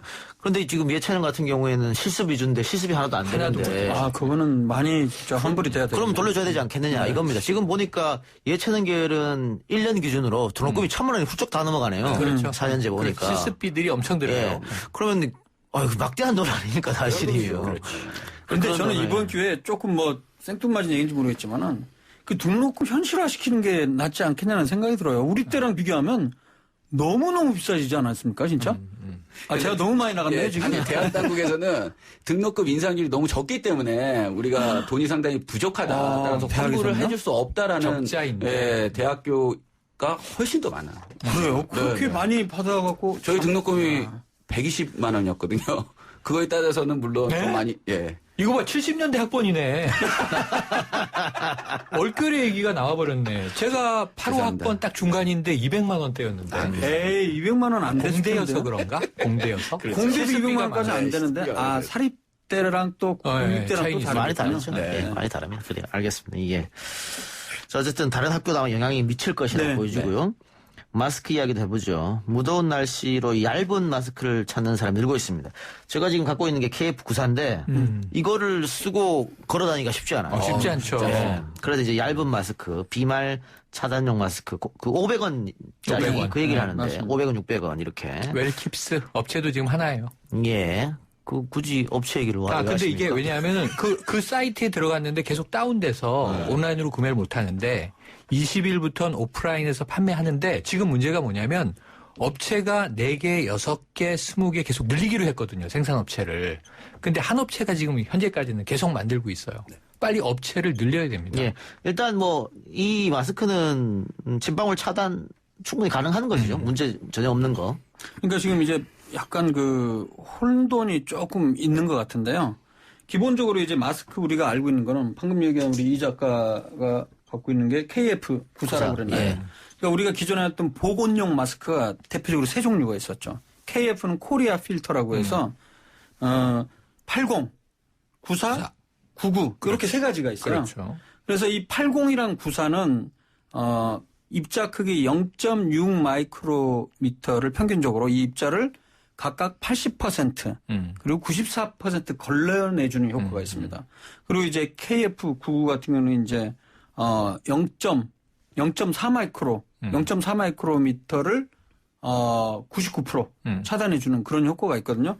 그러니까 기본적으로 이 공적 마스크라고 했던 그 보건용 마스크들은 다 그 바이러스라든가 아니면 미세 입자를 차단하는 보건용 마스크예요. 굉장히 성능이 좋은 거죠. 이에 반해서 그 덴탈 마스크 혹은 영어로는 서지컬 마스크라고도 하고요. 수술용 마스크. 제가 항상 쓰고 다녔던 그 약간 푸른색 천으로 되는 거죠. 좀 얇아 보이는 거. 그거는 이제 사실은 이 보건용 마스크보다는 성능이 떨어지는 거예요. 기본적으로. 그래서 요거는 코리아 필터 이게 66에서 한 70 정도 사야 됩니다. 즉 66%에서 70%를 차단하는 건데 크기는 0.6 마이크로미터 좀 큰 거. 겹수도 이제 한 3, 4겹 정도 되는데요. 요거는 사실은 침방울 차단 목적이에요. 덴탈용 마스크는. 그래서 수술할 때도 처치할 때 쓰고 그러죠, 보통. 그리고 지금 최근에는 비말 차단용 마스크는 이 덴탈 마스크보다도 조금 더 비슷하거나 약간 그 차단력이 낮은 거예요. 보통 55에서 80 사이로 좀 다양한데 겹수도 보통 2겹 정도 돼 있고. 그래서 요거는 주로 바이러스나 미세 입자를 차단할 목적이 아니고 조금 더 큰 비말, 침방울 차단하는 목적으로 되어 있는 겁니다. 그래서 지금 이슈가 되고 있는 거는 여름이 되다 보니까 통기가 그 사실은 공적 마스크, 그렇죠. 보건용 마스크들은 80, 94, 99는 힘들지 않습니까? 숨을 쉬어야지, 숨을. 그래서 나온 게 이제 덴탈 마스크도 수요가 딸리고 그러니까 비말 차단용 마스크, 그거보다 좀 낮은 것들이 지금까지 만들어져 갖고 아까 얘기했던 한 개 업체에서 지금 팔고 있는데 기본적으로 제가 알고 있는 거는 4개 업체가 지금 허가를 받은 것으로 알려져 있어요. 뭐 이름을 얘기해도 되나요? 식약처의 긴급 허가. 뭐 아무튼 네 군데입니다. 네. 제가 그 얘기를 뭐 따로 할 필요는 없지만. 근데 이제 그게 이제 이슈가 지금 현재 되고 있는 상황이죠. 예. 그러니까 어쨌든 이것도 공적 마스크로 해달라. 이거 그렇죠. 네네네. 그런데 이제 이 사실은 공적 마스크도 지금 풀게 될 거예요. 조만간 풀어요. 그래서 공적 마스크 없고 일주일에 뭐 3개만 구매한다. 이게 아니고 자유롭게 이제 살 수 있게. 그러면은 7월 1일부로 보건용 마스크의 공적 공급을 중단하고 민간 유통으로 전환하니까요. 그러면은 이게 더 좋은 1일부터. 효과가 업체마다 가격을 다르게 하는데 올라가진 않고 떨어질 거라는 거죠. 네네네. 지금 맞습니다. 1,500원은 이 마진을 어느 정도 보장해 준 가격이기 맞습니다. 때문에 그럼 제가 보기에는 이 공적 마스크 개념이 아니고 비말 차단용 마스크도 가격은 업체마다 조금씩 차등될 것 같아요. 예. 근데 또 그 일각에서는 이제 마스크 대란은 끝이 났다고 보고 수출 규제를 풀어줘야 된다. 근데 푸는 얘기가 들어있어요. 공적 마스크가 없어지고 1인당 뭐 세매 구매 지금 이미 이제 저 출생연도로 하는 거는 물 건너갔고 맞습니다. 이건 이제 다 풀려버렸고 네. 그다음에 6월 1일부로 오브 가격도 풀리고 하면서 어떻게 되냐면 지금은 수출용을 10%까지만 생산량에 근데 그 7월에 아까 풀리는 그 시점부터 20%까지 확대한다고 하거든요. 근데 아직은 제한을 하는 거죠. 그래서 이제 정부에서는요, 공적 공급 중단 전에, 그러니까 7월 1일 전에 점진적으로 공급 방안을 이제 마련했는데요. 성인 기준 1인당 일주일에 3장이었잖아요. 아이들은 5장이었습니다. 맞아요. 근데 10장으로 늘리고 7월 1일 전에, 그 다음 제조업체의 공적 물량 출고 비중을 60%에서 50% 이하로 줄이고 지금 말씀하신 것처럼 생산량 중 수출 허용 비중을 지금 10%인데 30%로 완화하는 30%로?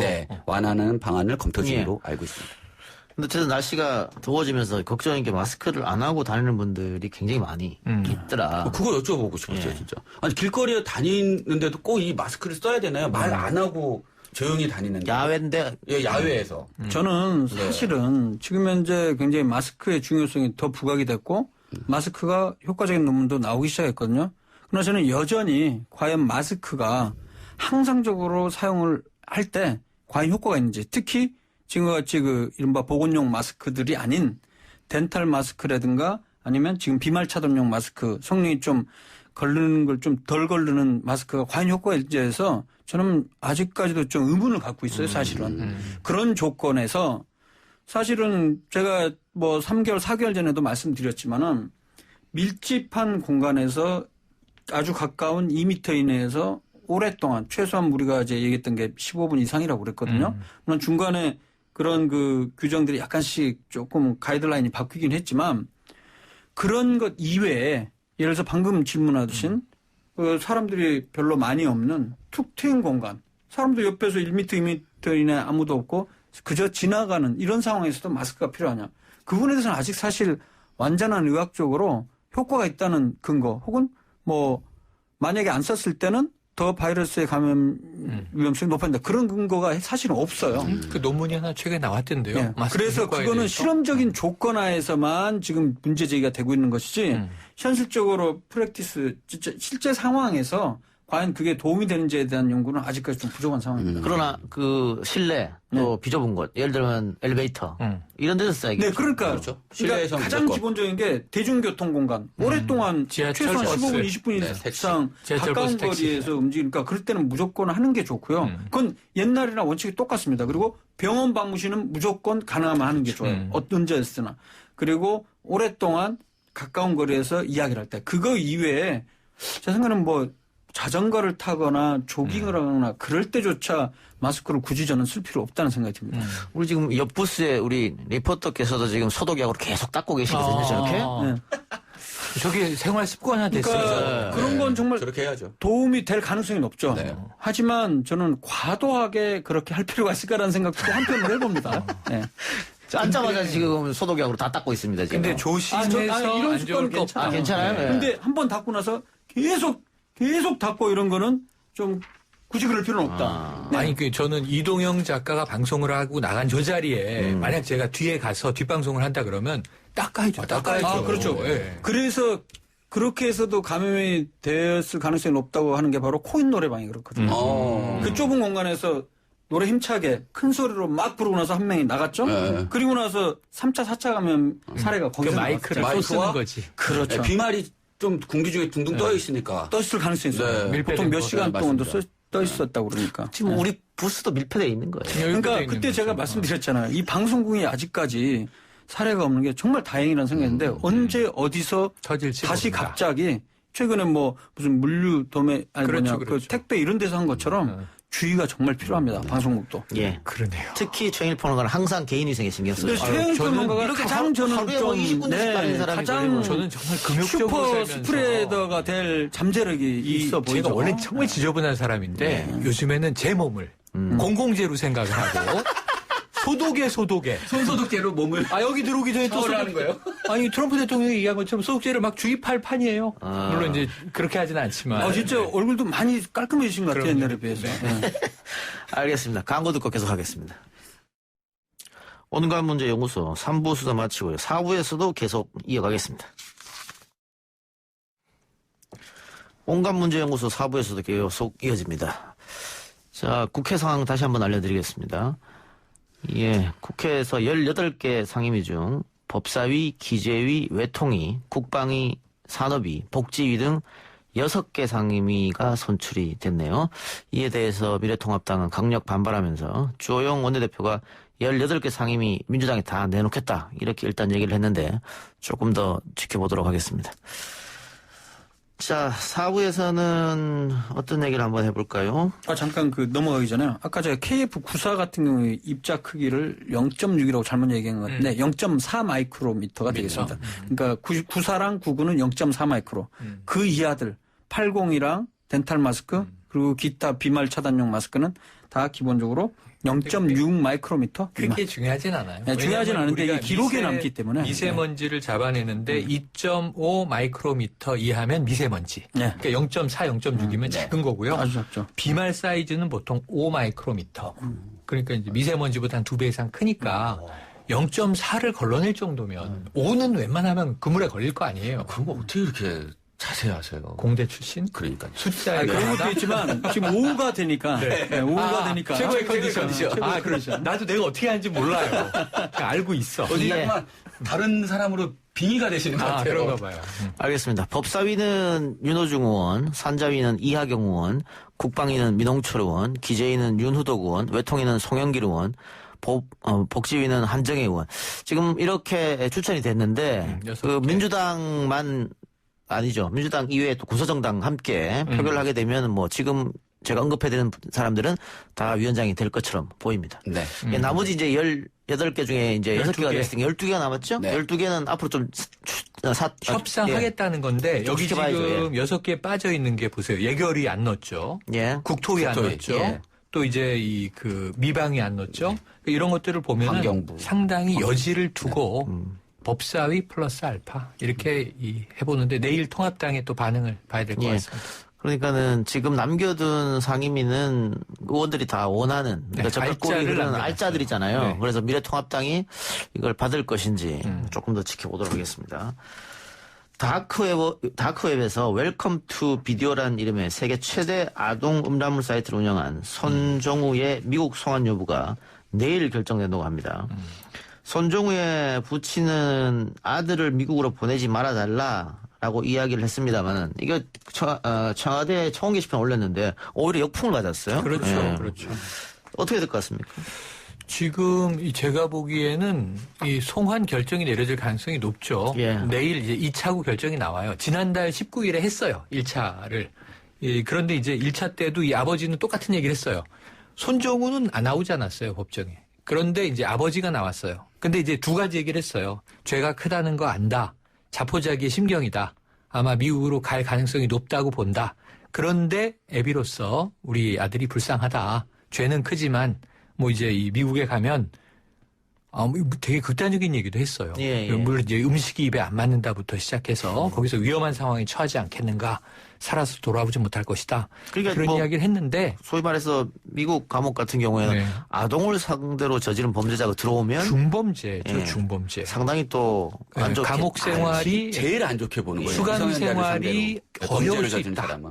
뭐 이런 얘기를 이제 하고 있는 거죠. 그래서 이게 많은 이제 청취자분들이 손정우가 누구야 뭐 이렇게 생각하시는데 간단하게 말씀드리면 다크웹에서 아동 청소년 성착 침울을 수천여 개를 배포한 혐의로 혐의를 받는 웰컴 투 비디오의 운영자입니다. 네. 2015년 6월 달부터 이 웰컴 투 비디오를 운영하다가 그때 당시에는 미성년자였죠.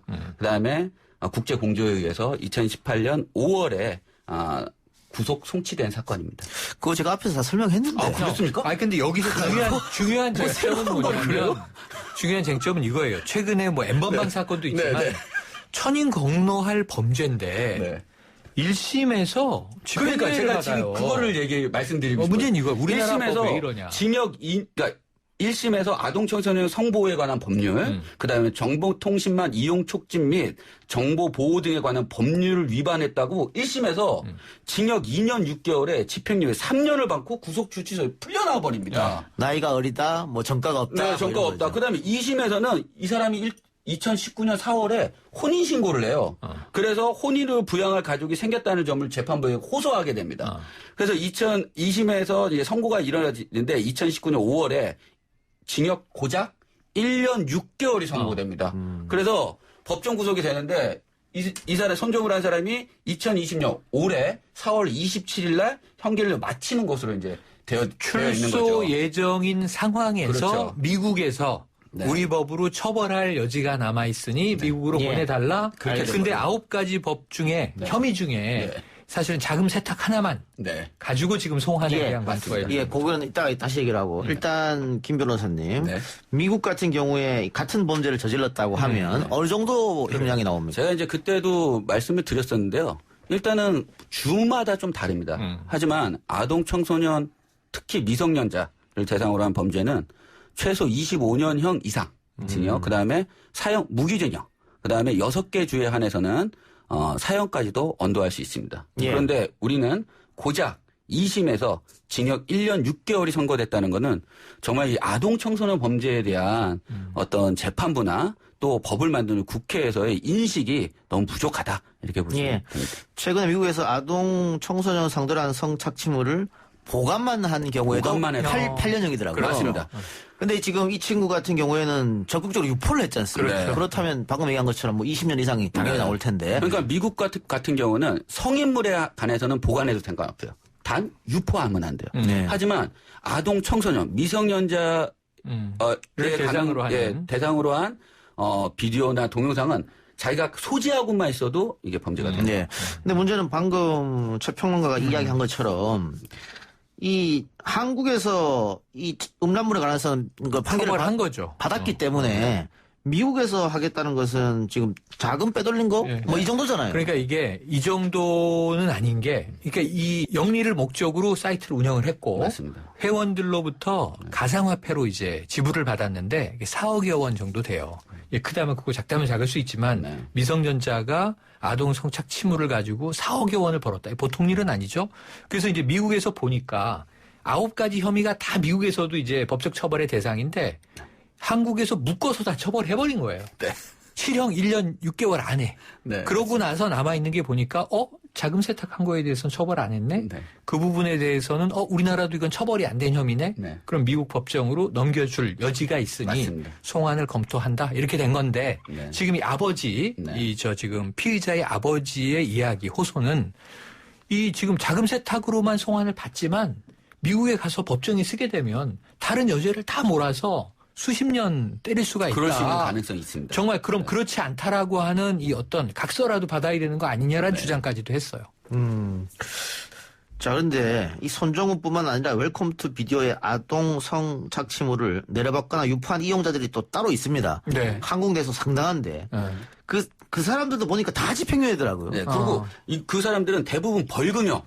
초범이면 벌금형 150만에서 1000만 원이 벌금형에 선고가 됐고요. 전과 없는 초범이 대다수여서 양형에 유리했습니다. 전과 초범이었으니까. 근데 소수의 아동 음란물 대량 이용자에게는 뭐 징역형이 선고됐긴 했으나 모두 징역 몇 년에 집행유예 몇 년으로 다 그냥 그 징역형은 아니었다. 징역형에 했지만 이제 뭐 교도소에 들어가진 않았죠.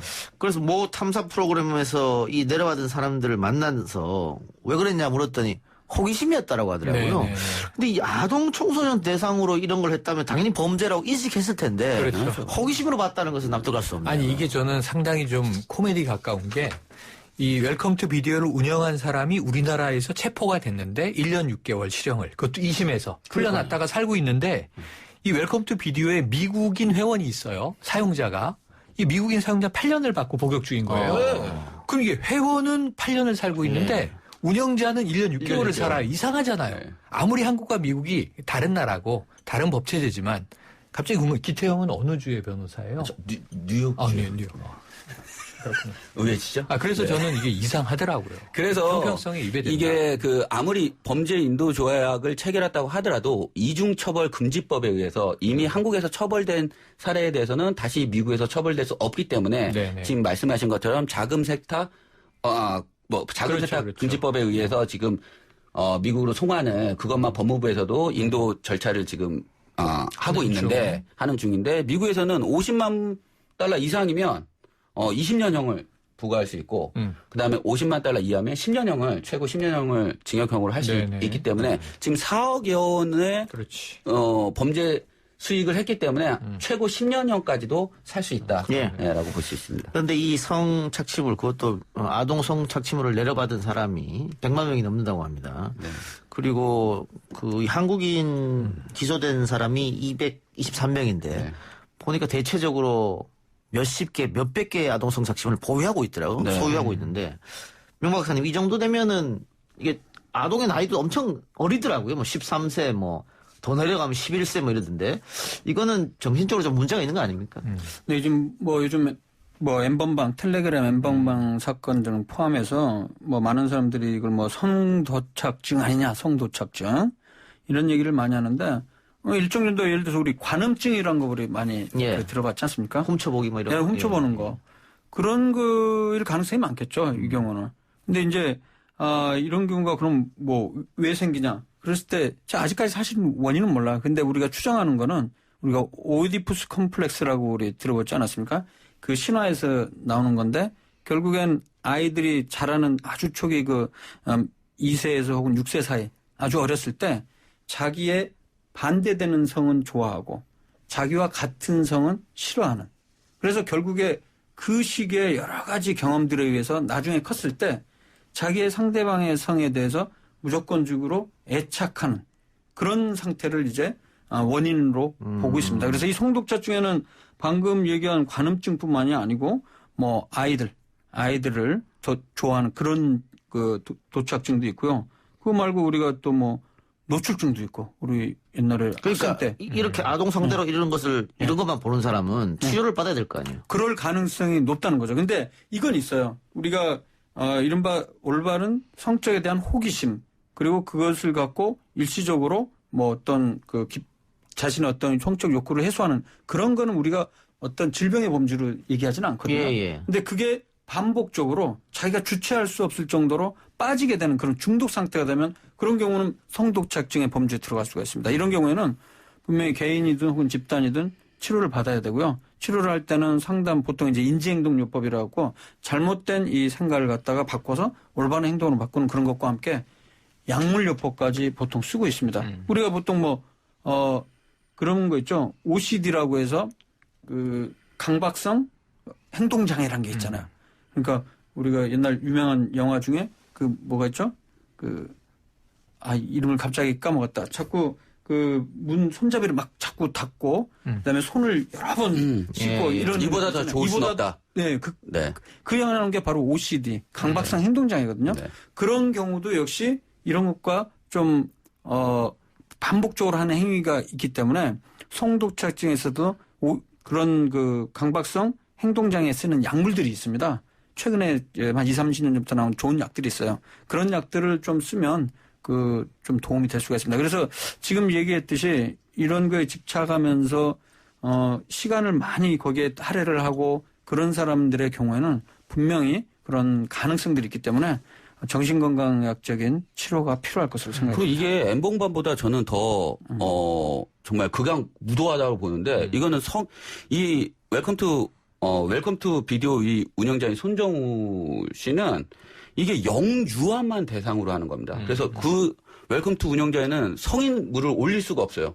또 한 가지는 뭐냐면 이 미국에서 23명의 피해자를 발견했는데 6개월 된 6개월 된 생후 6개월 된 아이도 있었어요. 그래서 6개월에 41만 원을 내고 6개월을 이용할 수 있는데 만약에 중복되지 않는 영유아에 대한 동영상을 새로 올리는 사람한테는 포인트를 줘가지고 무료로 또 시청할 수 있게 하고요. 검거 당시에는 사이트에 25만 개의 동영상이 있었지만 본인이 보유하고 있었던 200만 개의 동영상 파일도 보관해서 발견된 이 아주 극악무도한 사건입니다, 이게. 알겠습니다. 근데 이걸 운영한 사람의 경우는 뭐 송도착증 이런 범죄에서 그 접근하기보다는 그냥 그 자체로 일종의 범죄 행위, 반사회적 행위 그런 그렇죠. 쪽으로 반사회적 행위죠. 일단은 기본적으로 보는 게 맞고요. 그리고 이 서비스를 이른바 이용하는 사람들에 있어서는 송도착증의 가능성들을 고려해야 됩니다. 배제할 수 없다. 네. 알겠습니다. 하나만 더 맞춥시다. 서울에 있는 공군 부대에서 재력가 아버지를 둔 이른바 금수저 병사가 각종 특혜를 누리면서 황제 복무를 하고 있다. 이런 의혹이 청와대 게시판을 통해 제기됐습니다. 그래서 군 당국이 감찰에 들어갔는데 진짜 그랬다면서요? 네, 특혜가 인정됐습니다. 실제 그랬다는 거예요. 예. 이게 실제냐 아니냐 부사관이 올렸다고 하는데 실제 공군 부사관이 먼저 청취자 여러분께 심심한 사과의 말씀을 드립니다. 제가 항공병 학교 403기 제가 공군으로 90년에 제대를 했는데요. 그거는 뭐 차관님이 대표에서 뭐 사과를 제가 그동안 육군에 신경 쓰는 동안 공군에서 이런 일이 벌어질 줄이야. 자, 황제 복무라는 거죠, 이름이. 실제로 확인이 된 겁니다. 이제 맞습니다. 이 금융그룹의 회장은 아니고 부회장이에요. 부회장입니다. 부회장의 자제인데 사병으로 공군 복무 중이었어요. 네. 그런데 뭐 내무반의 병사들과 사이가 안 좋다는 이유로 생활관을 혼자 썼다. 저는 처음 봐요. 예. 그 넓은 생활관을. 사병이 생활관 혼자 쓰는 게 굴러다녔겠네요. 예. 올 때는 한 방에 40-50명 들어갔어요. 저는 칼잠 잤습니다. 예, 칼잠. 예. 아니, 저는 그게 근데 이게 진짜 사실인가요? 이게 가능한가요? 요즘 들어서? 그러니까 말이에요. 난 그게 좀 이거는 이해가 안 돼요. 저는. 뒷배가 없이는 불가능한 이야기죠. 뒷백이 있다 할지라도 네네네네. 그렇게 과감하게 이런 일을 할 수 있다는 것 자체는 이해가 안 그리고 간다고요. 심지어는 외출증을 끊지 않고 뭐 밖으로 나다녔다. 네. 그리고 또 이제 심지어는 또 외출증을 끊었는데 보니까 이 군병원은 5시 반에 문을 닫는데 그보다 늦은 시간에 뭐 병원 간다는 이유로 외출증을 또 끊은 그다음에 것도 있더라. 정수기물을 못 먹어 음료수 배달 심부름을 부사관한테 시켰고요. 부사관한테 예. 빨래를 시켰다 그래서 공용 세탁기로 세탁을 할 수 없어. 왜? 공용 세탁기를 하면 자기 세탁물이 아니라 다른 세탁물하고 남의 얘기도 섞이니까 들어가 있고. 주말에 빨래를 부대 밖으로 반출하여 세탁을 해오게 했습니다. 누가? 부사관에게. 부사관은 세탁물을 전달한 거고 이거 잔심부름. 부사관이 부대 밖으로 사병의 세탁물을 들고 나가면 밖에 아버지의 비서가 대기 하고 있다가 세탁물을 받아서 집에 세탁기에 돌려서 갖다 주면 또 반입해 주는 거야. 잠깐만요. 자, 그러면 이게 사병이 장교한테 부사관한테 시켰다는 거죠, 신부름을. 부사관 장교로 이제 분류하죠, 이제. 예. 그러면 뭔가 대가가 있었을까요? 있었겠죠. 그럴 가능성이 부사관한테는 그렇죠? 대가가 없을 수 있지만 그 위에 지휘체계한테는 있을 수도 있죠. 그러니까 이게 좀 간단하게 얘기하면 어떤 정치적으로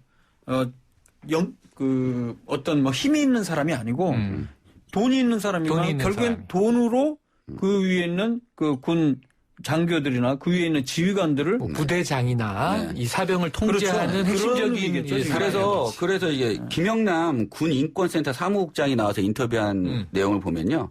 부사관이 병사의 수발을 들고 있는 상황은 여단장급 고위직이 지시하지 않으면 이거 이루어질 수 없다.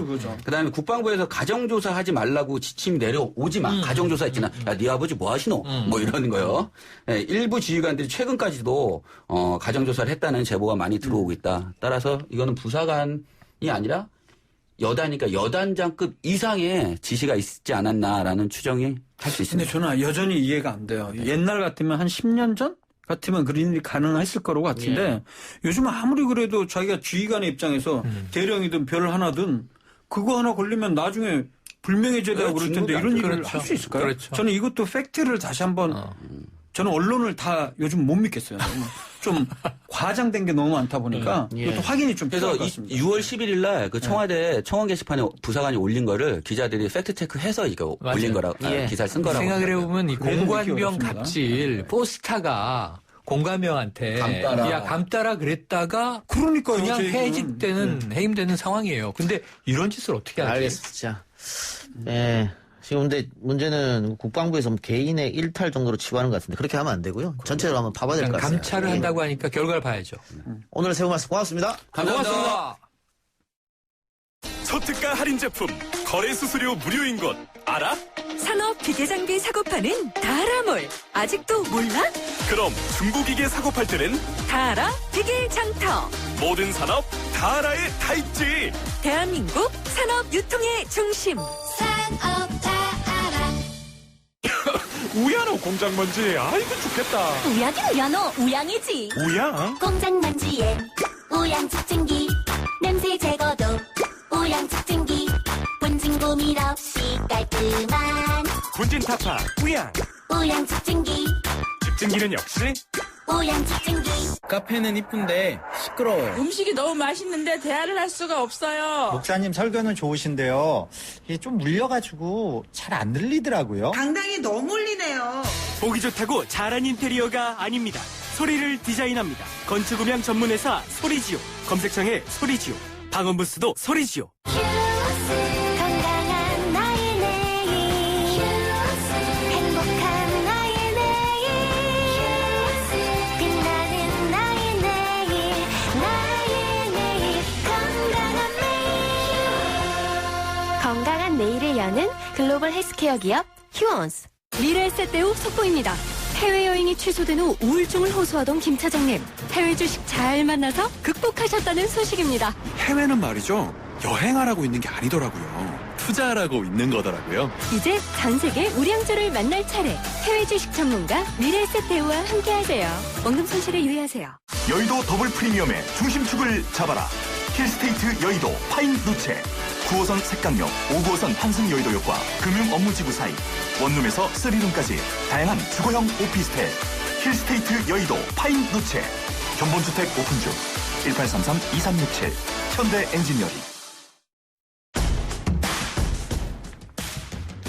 오늘 방송은 여기서 마치고요. 전 내일 이 시간 다시 돌아옵니다. 들어주신 여러분 대단히 감사합니다.